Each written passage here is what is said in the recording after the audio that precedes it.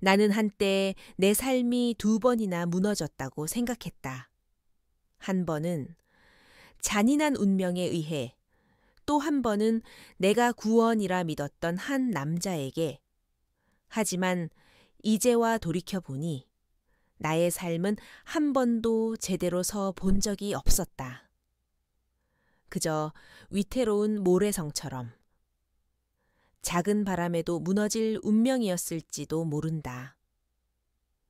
이 모든 비극은 바로 그날, 그 끔찍한 사고에서 시작되었다. 28배 나는 평범한 직장인이었다. 꿈도 있었고 사랑도 하고 있었다. 하지만 내 삶은 그리 순탄치만은 않았다. 어릴 적 부모님을 여의고 유일한 혈육인 동생과 단둘이 살아가고 있었다. 책임감이라는 무거운 짐을 어깨에 짊어진 채 나는 하루하루를 버텨내고 있었다. 겉으로는 밝은 척 웃었지만 내 마음속에는 늘 깊은 외로움이 자리 잡고 있었다. 그날도 여느 때와 다름없는 평범한 날이었다. 아침 일찍 일어나 동생의 아침밥을 챙겨주고 출근 준비를 했다. 동생은 늦잠꾸러기였지만 내가 출근할 때면 늘 현관까지 나와 누나, 오늘도 힘내 라고 말해주었다. 동생의 해맑은 미소는 나의 하루를 버티게 하는 유일한 힘이었다. 나는 버스를 타고 회사로 향했다. 창밖으로 보이는 풍경은 늘 똑같았지만 나는 그 풍경 속에서 작은 행복을 찾으려 노력했다. 따뜻한 햇살, 맑은 하늘, 사람들로 북적이는 거리, 모든 것이 평화로워 보였다. 나는 오늘 저녁 동생과 함께 좋아하는 영화를 보며 치킨을 시켜 먹을 생각에 미소를 지었다. 회사에 도착해서는 평소처럼 일을 시작했다. 쌓여있는 서류들을 처리하고 상사의 잔소리를 들으며 동료들과 잡담을 나누었다. 나는 내가 이 사회의 작은 부속품이라는 사실을 받아들이며 살아가고 있었다. 하지만 나는 괜찮았다. 나에게는 돌아갈 집이 있었고 나를 기다리는 동생이 있었으니까. 점심시간, 나는 회사 근처 식당에서 혼자 밥을 먹었다. 휴대폰으로 동생에게 메시지를 보냈다. 점심 맛있게 먹었어? 누나도 점심 먹고 힘낼게. 동생에게서 곧바로 답장이 왔다. 누나, 나도 점심 먹고 있어. 오늘 저녁은 치킨이다. 동생의 메시지를 보며 나는 환하게 웃었다. 나의 유일한 행복이었다. 오후에도 평소처럼 일을 했다. 퇴근 시간이 가까워지자 나는 동생에게 줄 선물을 사기 위해 백화점에 들를 생각에 설레었다. 동생이 좋아하는 곰돌이 인형을 사주려고 했다. 동생이 그 인형을 받고 활짝 웃을 모습을 상상하며 나는 퇴근 시간을 기다렸다. 드디어 퇴근 시간. 나는 서둘러 버스 정류장으로 향했다. 버스를 타고 백화점 근처에서 내렸다. 길을 건너기 위해 신호등 앞에서 기다리고 있는데 갑자기 내 뒤에서 굉음이 들려왔다. 나는 뒤를 돌아볼 새도 없이 강한 충격과 함께 몸이 공중으로 붕 떠올랐다. 내 머릿속은 하얗게 변했고 나는 의식을 잃었다. 내가 다시 눈을 떴을 때는 하얀 천장이 보였다. 나는 병원 침대에 누워 있었고 내 주위에는 의사와 간호사들이 있었다. 그들의 표정은 심각해 보였다. 나는 무슨 일이 일어난 건지 알 수 없었다. 나는 그저 멍하니 그들을 바라보았다. 그때 나는 나의 손을 바라보았다. 나의 손은 붕대로 감겨 있었고 나는 나의 몸을 움직일 수 없었다. 나는 머리가 아파왔다. 나의 머릿속은 혼란으로 가득 찼다. 나는 아무것도 기억할 수 없었다. 나의 이름도, 나의 나이도, 내가 누구인지도 나는 모든 것을 잃어버렸다. 그때 나는 내 옆에서 울고 있는 동생을 보았다. 동생은 나를 보며 누나, 왜 그래 괜찮은 거야? 라고 물었다. 나는 동생의 얼굴을 바라보았다. 동생의 얼굴은 낯설었다. 나는 동생의 이름을 알 수 없었다. 나는 그저 누구세요? 라고 물었다. 동생의 얼굴은 절망으로 가득 찼다. 의사는 나에게 말했다. 사고 후유증으로 기억을 잃으셨습니다. 그리고 지능이 마치 어린아이와 같습니다. 나는 의사의 말을 이해할 수 없었다. 지능 어린아이 무슨 말인지 알 수 없었다. 나는 그저 동생의 얼굴을 보며 동생의 눈물을 닦아주고 싶었다. 하지만 나는 나의 손을 움직일 수 없었다. 나는 나의 모든 것을 잃어버렸다. 나의 기억도, 나의 지능도, 나의 삶도, 나는 나의 존재를 잃어버렸다. 나는 다시 태어난 것 같았다. 하지만 나의 새로운 삶은 이전의 삶보다 훨씬 더 비참하고 고통스러웠다. 나의 비극은 이제 막 시작된 것이었다. 나는 그 후로 몇 주 동안 병원에 입원해 있었다. 나의 상태는 호전될 기미를 보이지 않았다. 나는 여전히 나의 과거를 기억하지 못했고 세상의 모든 것이 낯설고 두려웠다. 마치 태어난 지 얼마 되지 않은 아기처럼 나는 모든 것을 다시 배워야 했다. 내 옆에는 늘 동생이 있었다. 동생은 내가 사고로 지능이 어린아이 수준으로 퇴행했다는 사실을 받아들이지 못하고 매일 밤 울었다. 나는 동생이 왜 우는지 알 수 없었다. 나는 그저 동생의 눈물을 닦아주고 싶었지만 나는 나의 손을 움직일 수 없었다. 나는 동생의 울음소리를 듣고 나의 마음이 아파왔다. 나는 동생에게 무슨 일이 있었는지 물어보고 싶었지만 나는 말을 할 수 없었다.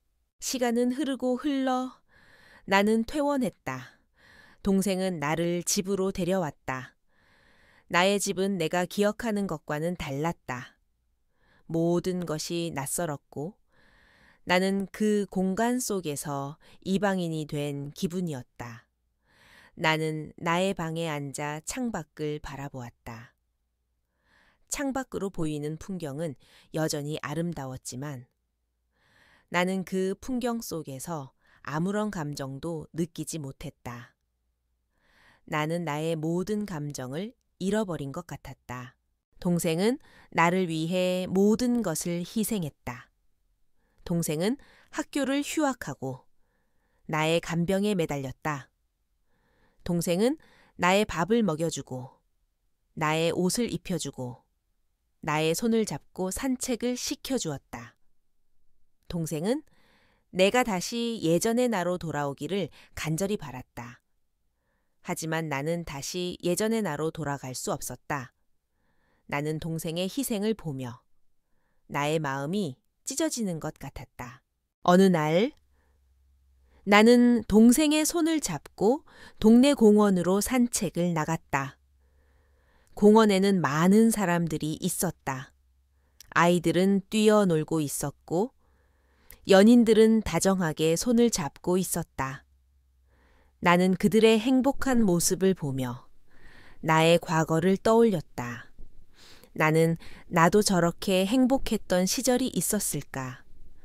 나는 나도 저렇게 사랑했던 사람이 있었을까? 수많은 질문이 머릿속을 맴돌았지만 답은 없었다. 동생은 나의 곁을 지키며 나의 손을 놓지 않았다. 동생은 나의 유일한 가족이었고 나의 유일한 희망이었다. 하지만 동생의 얼굴에는 늘 어두운 그림자가 드리워져 있었다. 동생은 나의 간병으로 지쳐가고 있었고 나는 동생에게 짐이 되는 것 같았다. 나는 동생에게 짐이 되고 싶지 않았다. 나는 동생에게서 벗어나고 싶었다. 하지만 나는 혼자서는 아무것도 할 수 없었다. 나는 동생에게 의지해야만 했다. 나의 존재는 동생에게 짐이 되었지만 나는 동생에게서 벗어날 수 없었다. 어느 날 밤, 나는 동생의 울음소리를 들었다. 동생은 내 방 앞에서 혼자 울고 있었다. 나는 동생에게 무슨 일이 있었는지 물어보고 싶었지만 나는 말을 할 수 없었다. 나는 그저 동생의 울음소리를 듣고 나의 마음이 아파왔다. 나는 동생에게 미안했다. 나의 존재가 동생에게 짐이 되는 것 같아 미안했다. 나는 나의 과거를 기억할 수 없었지만 나의 마음은 여전히 살아 있었다. 나는 나의 마음 속에서 어떤 감정을 느낄 수 있었다. 그것은 슬픔이었고 외로움이었고 절망이었다. 나는 나의 모든 것을 잃어버렸지만 나의 마음은 여전히 살아 있었다. 나의 마음은 나의 모든 것을 기억하고 있었다. 나는 나의 삶을 되찾고 싶었다. 하지만 나는 이미 너무 늦어버렸다. 나의 삶은 이미 망가져 있었고 나는 그 망가진 삶 속에서 살아가야만 했다. 나의 비극은 이제 막 시작된 것이었다. 나는 매일 밤 잠들기 전 그리고 눈을 뜰 때마다 낯선 나의 모습을 마주했다. 거울 속에 나는 30을 바라보는 어른이었지만 나의 눈빛은 6살 아이의 그것과 같았다. 나는 나의 퉁퉁 부은 눈과 수척해진 얼굴을 보며 나의 마음이 아파왔다. 나는 나의 모든 것을 잃어버렸지만 나의 마음은 여전히 살아 있었다. 나의 마음은 나의 모든 것을 기억하고 있었다. 동생은 나의 간병으로 지쳐가고 있었다. 동생의 얼굴에는 늘 어두운 그림자가 드리워져 있었고 나는 동생의 희생을 보며 나의 마음이 찢어지는 것 같았다. 동생은 학교를 휴학하고 아르바이트를 하며 생계를 꾸려나갔다. 나는 동생에게 짐이 되고 싶지 않았지만 나는 혼자서는 아무것도 할 수 없었다. 나는 동생에게 의지해야만 했다. 나의 존재는 동생에게 짐이 되었지만 나는 동생에게서 벗어날 수 없었다. 어느 날 동생은 나를 데리고 병원에 갔다. 의사는 동생에게 환자분의 상태는 호전될 기미가 보이지 않습니다. 더 이상 저희가 해드릴 수 있는 것이 없습니다. 라고 말했다. 동생은 의사의 말을 듣고 눈물을 흘렸다. 나는 동생이 왜 우는지 알 수 없었다. 나는 그저 동생의 눈물을 닦아주고 싶었지만 나는 나의 손을 움직일 수 없었다. 동생은 나를 데리고 집으로 돌아왔다. 동생은 나에게 누나, 괜찮아. 내가 끝까지 책임질게. 라고 말했다. 동생의 말은 나를 위로해 주었지만 나는 동생에게 짐이 되는 것 같아 미안했다. 시간은 흐르고 흘러 나의 상태는 더욱 악화되었다. 나는 밤에 잠을 이루지 못했고 낮에는 아무것도 하지 못했다. 나는 나의 존재를 잃어버리는 것 같았다. 나의 삶은 더 이상 나만의 것이 아니었다. 나는 동생에게 짐이 되는 것 같았고 나는 나의 모든 것을 잃어버렸다. 나는 나의 과거를 기억할 수 없었지만 나의 마음은 여전히 살아 있었다. 나는 나의 마음 속에서 어떤 감정을 느낄 수 있었다. 그것은 슬픔이었고 외로움이었고 절망이었다. 나는 나의 모든 것을 잃어버렸지만 나의 마음은 여전히 살아 있었다. 나의 마음은 나의 모든 것을 기억하고 있었다. 나는 나의 삶을 되찾고 싶었다. 하지만 나는 이미 너무 늦어버렸다. 나의 삶은 이미 망가져 있었고 나는 그 망가진 삶 속에서 살아가야만 했다. 나의 비극은 이제 막 시작된 것이었다. 나는 그날의 기억을 잃어버렸지만 나의 몸은 여전히 그날의 고통을 기억하고 있었다. 나는 동생의 품에 안겨 흐느꼈고 동생은 그런 나를 보며 함께 울었다. 우리는 세상의 모든 것을 잃어버린 것 같았다. 나의 삶은 더 이상 나만의 것이 아니었다. 나는 동생에게 짐이 되는 것 같았고 나는 나의 모든 것을 잃어버렸다. 나는 나의 과거를 기억할 수 없었지만 나의 마음은 여전히 살아 있었다. 나는 나의 마음 속에서 어떤 감정을 느낄 수 있었다. 그것은 슬픔이었고 외로움이었고 절망이었다. 나는 나의 모든 것을 잃어버렸지만 나의 마음은 여전히 살아 있었다. 나의 마음은 나의 모든 것을 기억하고 있었다. 나는 나의 삶을 되찾고 싶었다. 하지만 나는 이미 너무 늦어버렸다. 나의 삶은 이미 망가져 있었고 나는 그 망가진 삶 속에서 살아가야만 했다. 나의 비극은 이제 막 시작된 것이었다. 나는 그의 손을 잡고 낯선 집으로 들어섰다. 내 눈에 비친 집은 동화 속의 궁전 같았다. 넓은 정원에는 예쁜 꽃들이 가득 피어 있었고 분수대에서는 맑은 물이 솟아오르고 있었다. 나는 그 모든 것을 신기한 눈으로 바라보았다. 그의 손을 잡고 집 안으로 들어서자 하얀 대리석으로 장식된 넓은 거실과 샹들리에가 눈에 들어왔다. 나는 그의 집이 너무나 아름다워 보였다. 그는 나에게 이제 여기가 네 집이야.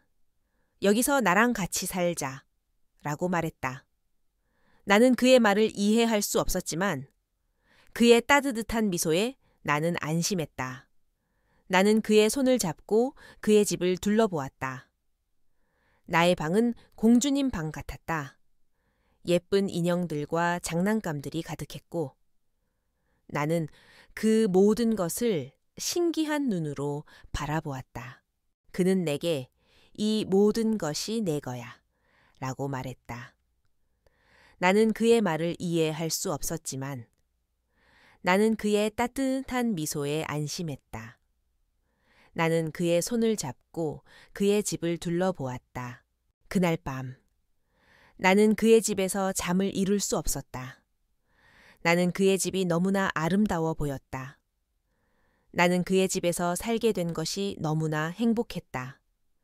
하지만 나는 그의 눈빛에서 어떤 복잡한 감정을 읽을 수 있었다. 그의 눈빛은 왠지 모르게 슬퍼 보였다. 나는 그가 왜 슬퍼 보이는지 알 수 없었지만 나는 그의 눈빛에서 어떤 진심을 느낄 수 있었다. 나는 그의 아내가 되었지만 우리는 여전히 서로를 알지 못했다.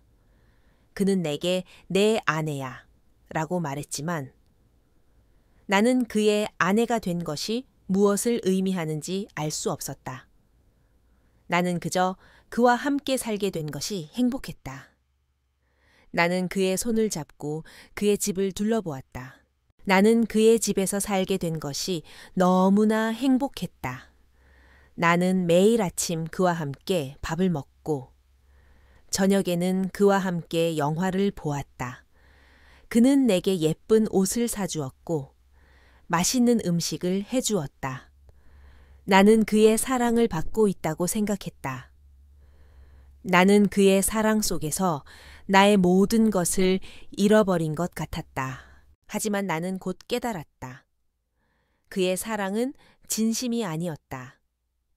그는 나를 사랑하지 않았다. 그는 나를 그저 자신의 사업을 위한 도구로 이용했을 뿐이었다. 나는 그의 거짓말에 완전히 무너져 버렸다.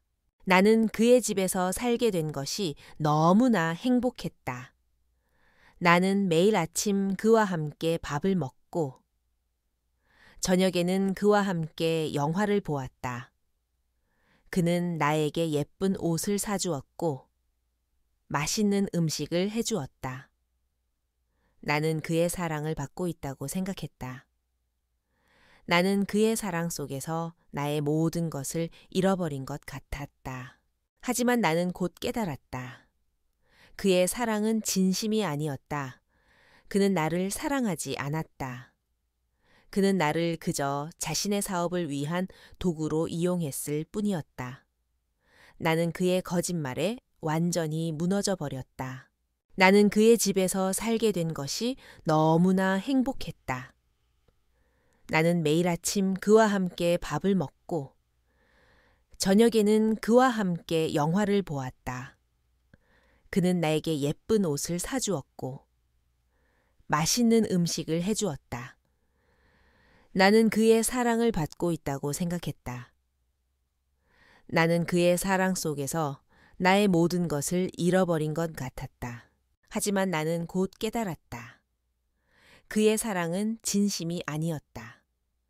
그는 나를 사랑하지 않았다.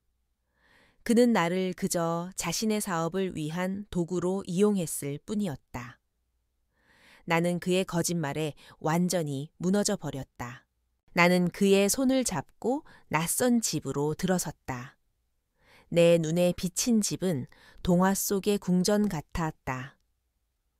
넓은 정원에는 예쁜 꽃들이 가득 피어 있었고 분수대에서는 맑은 물이 솟아오르고 있었다. 나는 그 모든 것을 신기한 눈으로 바라보았다. 그의 손을 잡고 집 안으로 들어서자 하얀 대리석으로 장식된 넓은 거실과 샹들리에가 눈에 들어왔다. 나는 그의 집이 너무나 아름다워 보였다. 그는 나에게 이제 여기가 네 집이야. 여기서 나랑 같이 살자. 라고 말했다. 나는 그의 말을 이해할 수 없었지만 그의 따뜻한 미소에 나는 안심했다. 나는 그의 손을 잡고 그의 집을 둘러보았다. 나의 방은 공주님 방 같았다. 예쁜 인형들과 장난감들이 가득했고 나는 그 모든 것을 신기한 눈으로 바라보았다. 그는 나에게 이 모든 것이 내 거야 라고 말했다.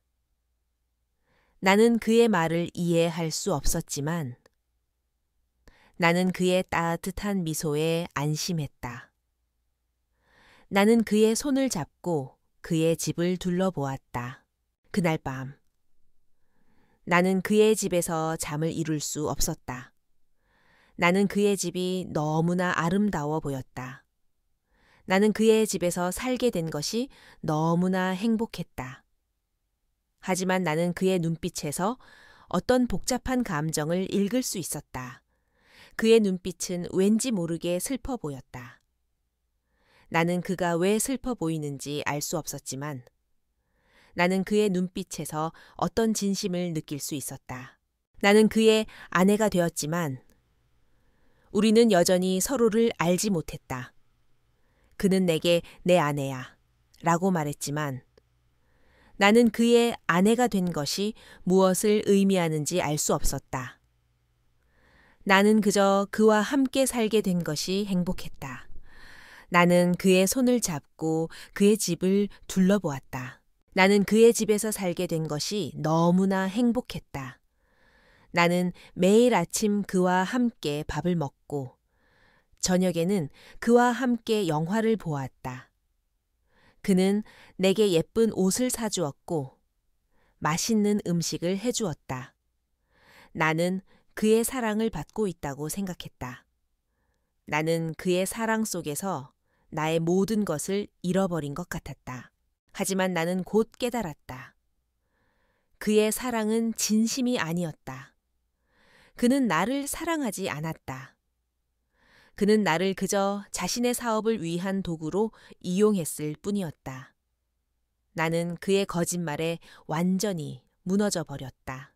나는 그의 집에서 살게 된 것이 너무나 행복했다. 나는 매일 아침 그와 함께 밥을 먹고 저녁에는 그와 함께 영화를 보았다. 그는 나에게 예쁜 옷을 사주었고 맛있는 음식을 해주었다. 나는 그의 사랑을 받고 있다고 생각했다. 나는 그의 사랑 속에서 나의 모든 것을 잃어버린 것 같았다.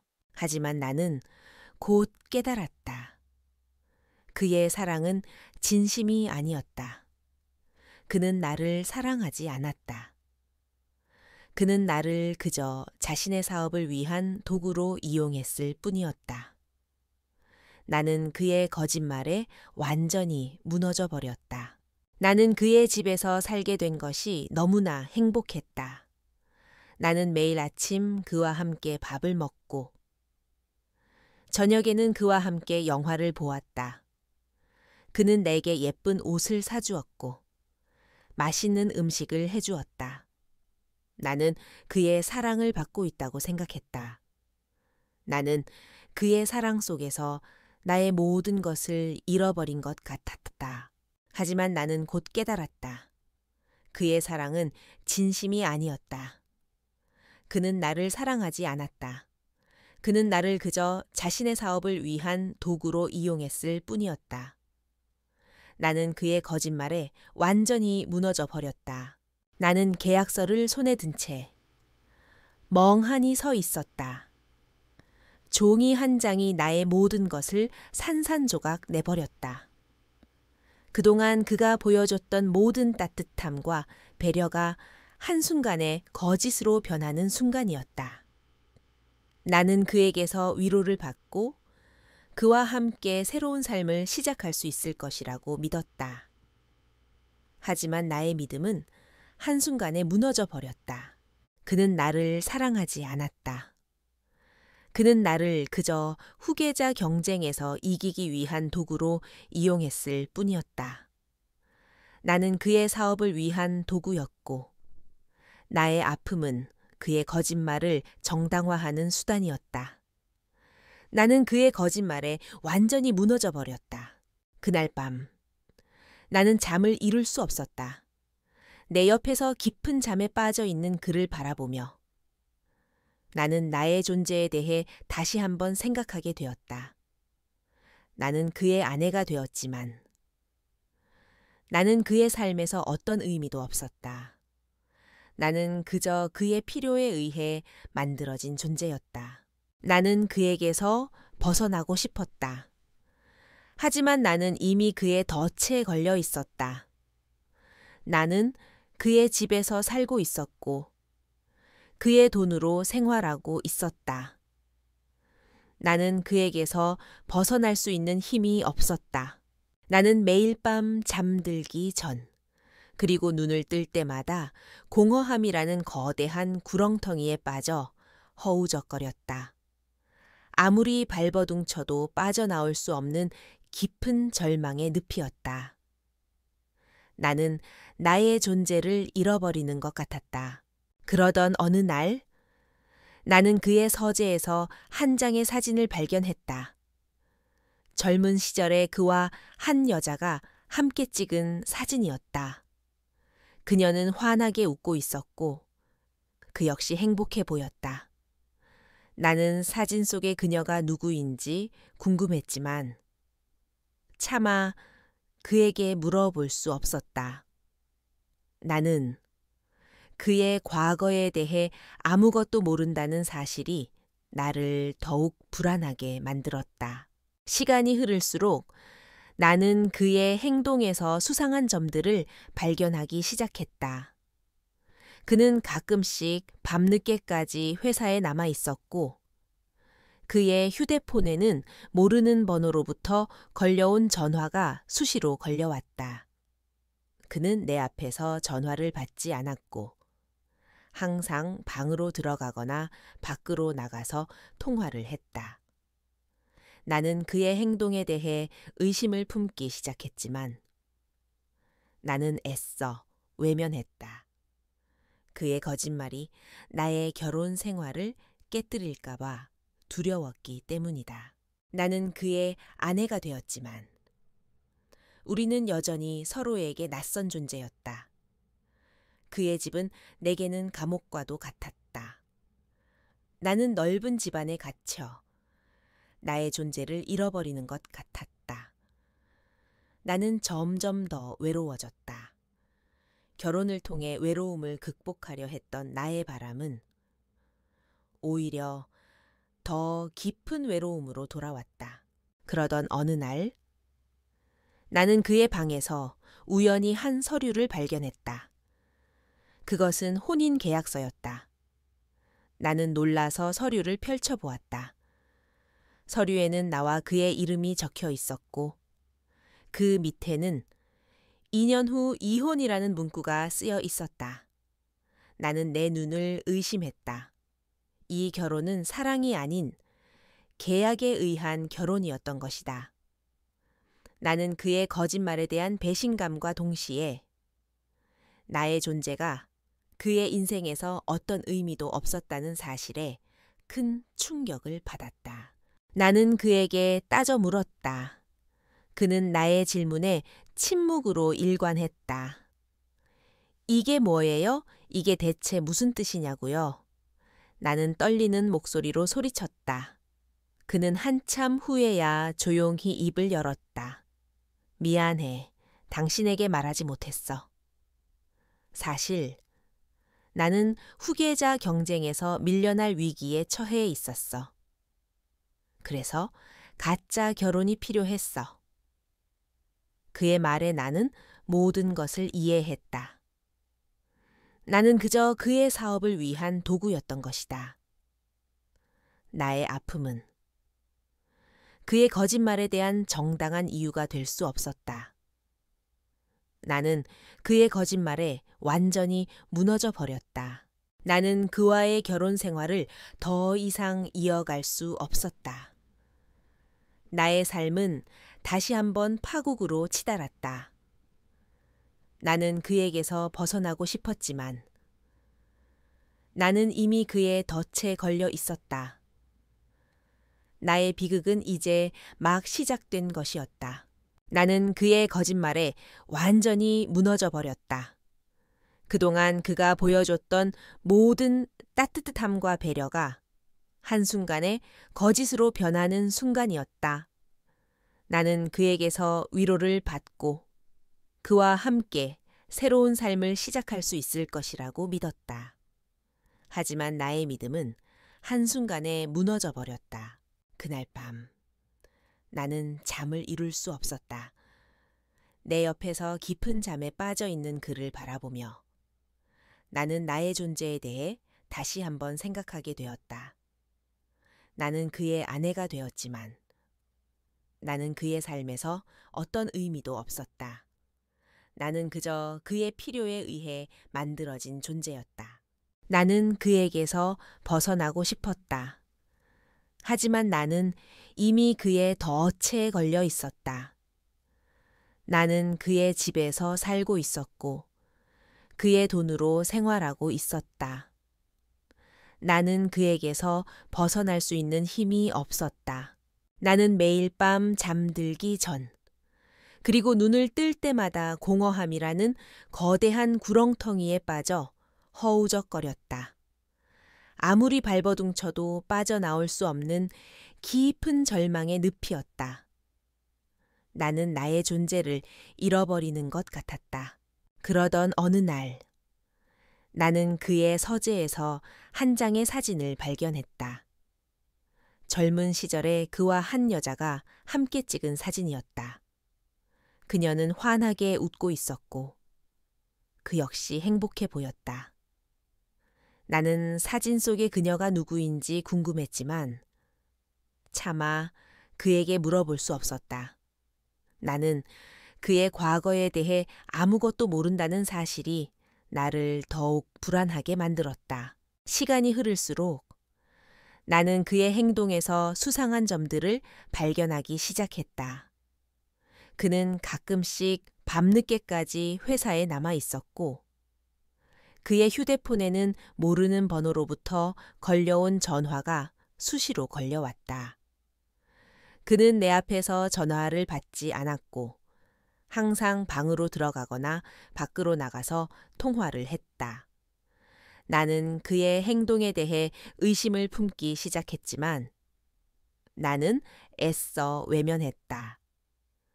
그의 거짓말이 나의 결혼 생활을 깨뜨릴까봐 두려웠기 때문이다. 나는 그의 아내가 되었지만 우리는 여전히 서로에게 낯선 존재였다. 그의 집은 내게는 감옥과도 같았다. 나는 넓은 집안에 갇혀 나의 존재를 잃어버리는 것 같았다. 나는 점점 더 외로워졌다. 결혼을 통해 외로움을 극복하려 했던 나의 바람은 오히려 더 깊은 외로움으로 돌아왔다. 그러던 어느 날, 나는 그의 방에서 우연히 한 서류를 발견했다. 그것은 혼인 계약서였다. 나는 놀라서 서류를 펼쳐보았다. 서류에는 나와 그의 이름이 적혀 있었고 그 밑에는 2년 후 이혼이라는 문구가 쓰여 있었다. 나는 내 눈을 의심했다. 이 결혼은 사랑이 아닌 계약에 의한 결혼이었던 것이다. 나는 그의 거짓말에 대한 배신감과 동시에 나의 존재가 그의 인생에서 어떤 의미도 없었다는 사실에 큰 충격을 받았다. 나는 그에게 따져 물었다. 그는 나의 질문에 침묵으로 일관했다. 이게 뭐예요? 이게 대체 무슨 뜻이냐고요? 나는 떨리는 목소리로 소리쳤다. 그는 한참 후에야 조용히 입을 열었다. 미안해. 당신에게 말하지 못했어. 사실 나는 후계자 경쟁에서 밀려날 위기에 처해 있었어. 그래서 가짜 결혼이 필요했어. 그의 말에 나는 모든 것을 이해했다. 나는 그저 그의 사업을 위한 도구였던 것이다. 나의 아픔은 그의 거짓말에 대한 정당한 이유가 될 수 없었다. 나는 그의 거짓말에 완전히 무너져 버렸다. 나는 그와의 결혼 생활을 더 이상 이어갈 수 없었다. 나의 삶은 다시 한번 파국으로 치달았다. 나는 그에게서 벗어나고 싶었지만 나는 이미 그의 덫에 걸려 있었다. 나의 비극은 이제 막 시작된 것이었다. 나는 그의 거짓말에 완전히 무너져 버렸다. 그동안 그가 보여줬던 모든 따뜻함과 배려가 한순간에 거짓으로 변하는 순간이었다. 나는 그에게서 위로를 받고 그와 함께 새로운 삶을 시작할 수 있을 것이라고 믿었다. 하지만 나의 믿음은 한순간에 무너져 버렸다. 그날 밤 나는 잠을 이룰 수 없었다. 내 옆에서 깊은 잠에 빠져 있는 그를 바라보며 나는 나의 존재에 대해 다시 한번 생각하게 되었다.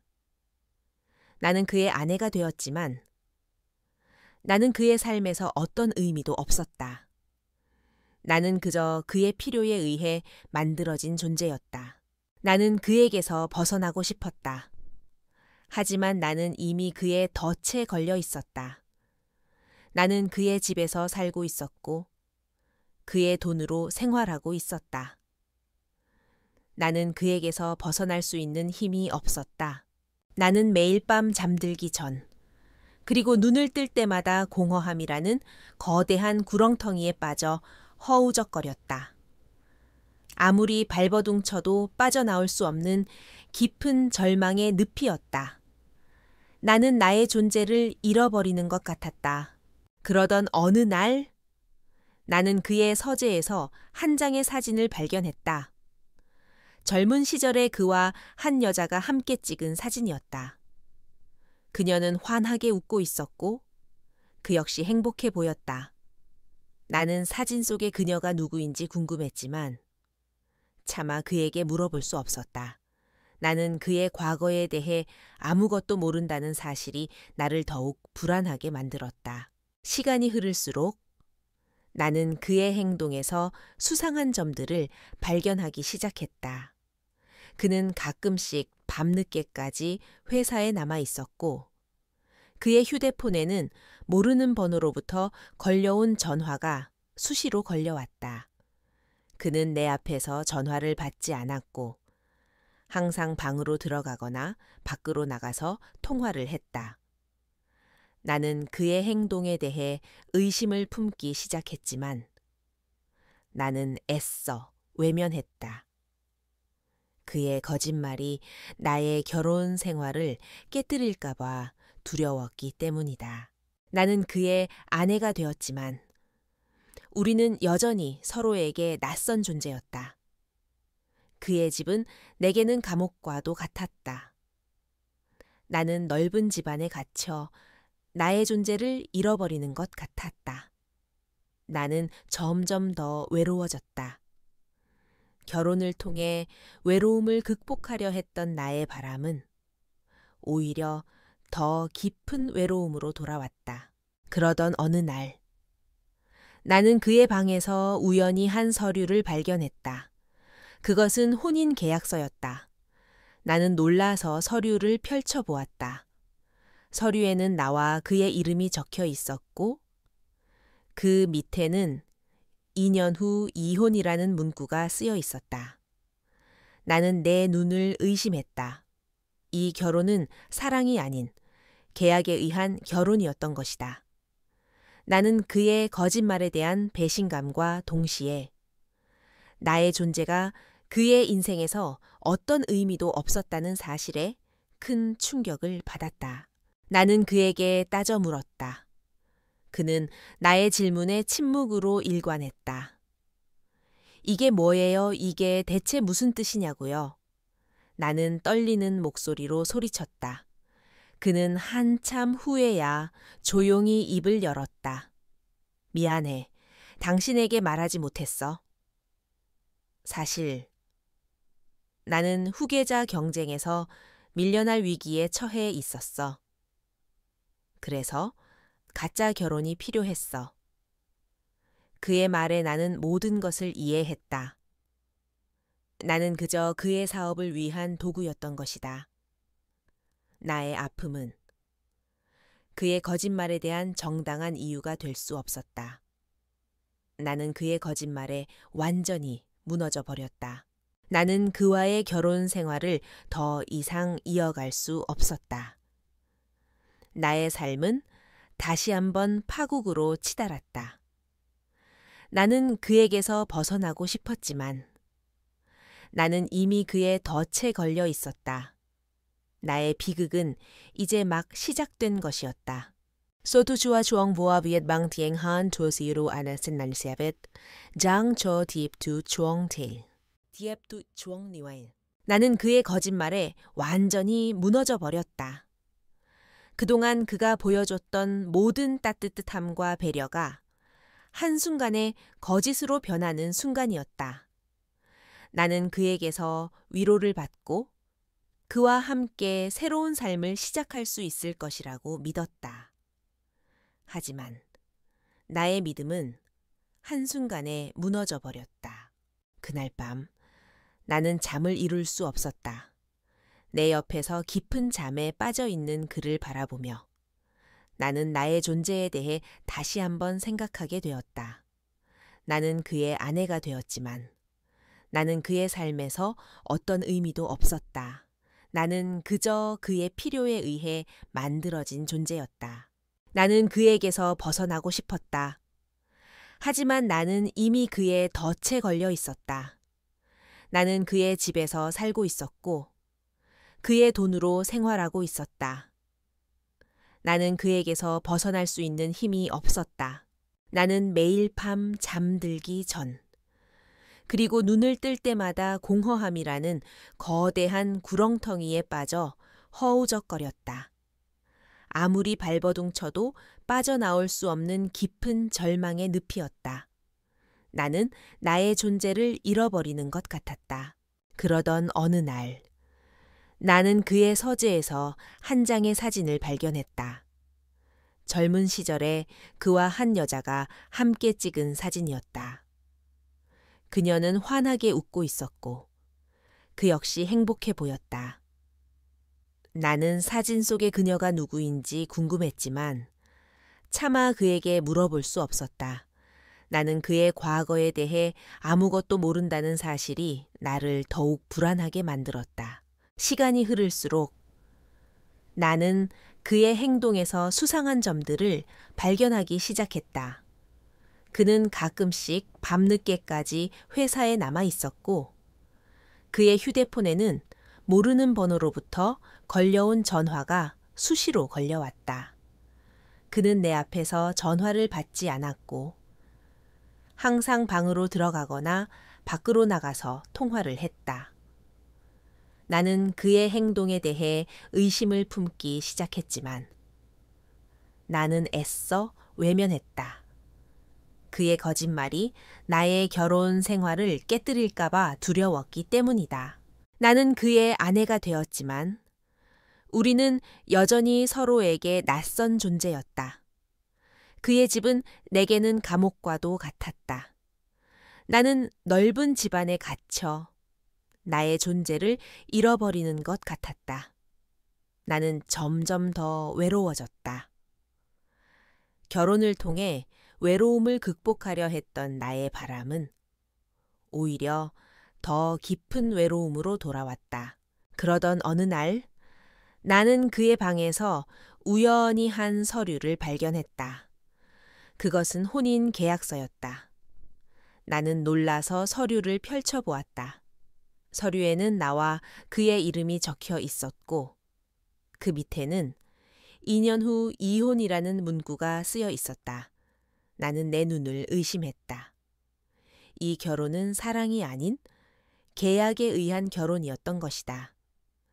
나는 그의 거짓말에 대한 배신감과 동시에 나의 존재가 그의 인생에서 어떤 의미도 없었다는 사실에 큰 충격을 받았다. 나는 그에게 따져 물었다. 그는 나의 질문에 침묵으로 일관했다. 이게 뭐예요? 이게 대체 무슨 뜻이냐고요? 나는 떨리는 목소리로 소리쳤다. 그는 한참 후에야 조용히 입을 열었다. 미안해. 당신에게 말하지 못했어? 사실 나는 후계자 경쟁에서 밀려날 위기에 처해 있었어. 그래서 가짜 결혼이 필요했어. 그의 말에 나는 모든 것을 이해했다. 나는 그저 그의 사업을 위한 도구였던 것이다. 나의 아픔은 그의 거짓말에 대한 정당한 이유가 될 수 없었다. 나는 그의 거짓말에 완전히 무너져 버렸다. 나는 그와의 결혼 생활을 더 이상 이어갈 수 없었다. 나의 삶은 다시 한번 파국으로 치달았다. 나는 그에게서 벗어나고 싶었지만 나는 이미 그의 덫에 걸려 있었다. 나의 비극은 이제 막 시작된 것이었다. 세월은 잔인하도록 빠르게 흘러갔다. 이혼 후 나는 모든 것을 뒤로 한 채 새로운 곳으로 이사를 갔다. 아무도 나를 알지 못하는 낯선 동네. 낯선 사람들 속에서 나는 나의 과거를 숨긴 채 살아갔다. 작은 카페를 열었고 사람들과의 소통을 최대한 피하며 혼자만의 세계에 갇혀 지냈다. 나의 삶은 고요했지만 그 고요함 속에는 깊은 외로움과 공허함이 자리 잡고 있었다. 나는 매일 아침 카페 문을 열고 저녁이 되면 문을 닫았다. 손님들은 나의 커피를 칭찬했지만 나는 그들의 칭찬에 아무런 감흥도 느끼지 못했다. 그저 기계처럼 커피를 만들고 손님들과 최소한의 대화만 나눌 뿐이었다. 나의 삶은 멈춰 있었다. 더 이상 어떤 설렘도 어떤 기대도 없었다. 가끔씩 예전 친구들이 찾아오기도 했다. 그들은 나의 새로운 삶을 응원해 주었지만 나는 그들의 따뜻한 시선이 여전히 부담스러웠다. 그들의 눈빛 속에서 나는 나의 실패를 읽을 수 있었다. 파혼의 상처, 그리고 그 이후의 결혼 실패. 나는 그들에게 더 이상 행복한 나를 보여줄 수 없었다. 어느 날 나는 우연히 텔레비전에서 그를 보게 되었다. 그는 성공한 사업가로서 인터뷰를 하고 있었다. 그의 옆에는 아름다운 여자가 서 있었고 그들은 다정하게 손을 잡고 있었다. 나는 그의 얼굴을 보며 아무런 감정도 느끼지 못했다. 분노도, 질투도, 미련도 없었다. 그저 낯선 사람을 보는 것 같았다. 나의 모든 감정은 이미 오래전에 메말라 버린 것 같았다. 나는 텔레비전을 껐다. 그리고 다시 커피를 내렸다. 나의 손은 커피를 내리고 있었지만 나의 마음은 여전히 텅 비어 있었다. 나는 나의 삶이 왜 이렇게 되어버렸을까? 나는 무엇을 잘못했을까? 수많은 질문들이 머릿속을 맴돌았지만 답은 없었다. 나는 결국 나의 삶을 되돌아보았다. 파혼의 아픔 속에서 나는 새로운 삶을 시작할 수 있는 기회를 잃어버렸다. 나는 나의 아픔을 치유하기 위해 다른 사람에게 의지했고 결국 그에게 이용당했다. 나의 모든 불행은 나의 선택에서 비롯된 것이었다. 나는 나의 아픔을 마주할 용기가 없었고 결국 그 아픔을 외면하려다 더 큰 상처를 입게 되었다. 나는 나의 삶을 다시 시작하고 싶었다. 하지만 나는 이미 너무 늦어버렸다. 나의 삶은 이미 망가져 있었고 나는 그 망가진 삶 속에서 살아가야만 했다. 나는 나의 과거를 지우고 싶었지만 나의 과거는 나의 일부가 되어 나를 끊임없이 괴롭혔다. 나는 나의 삶을 받아들이기로 했다. 나의 불행은 내가 선택한 것이었고 나는 그 불행 속에서 살아가야만 했다. 나는 더 이상 과거를 후회하지 않기로 했다. 그저 나의 삶을 조용히 살아가기로 했다. 나는 나의 카페 문을 닫았다. 그리고 나의 집으로 돌아왔다. 나의 집은 여전히 좁고 아늑했지만 이제는 더 이상 외롭지 않았다. 나는 나의 외로움을 받아들이기로 했다. 나의 삶은 여전히 혼자였지만 나는 더 이상 혼자가 아니었다. 나는 나의 상처와 함께, 나의 불행과 함께 살아가야만 했다. 나는 나의 삶을 되찾고 싶었다. 하지만 나는 이미 너무 늦어버렸다. 나의 삶은 이미 망가져 있었고 나는 그 망가진 삶 속에서 살아가야만 했다. 나의 비극은 이제 막 시작된 것이었다.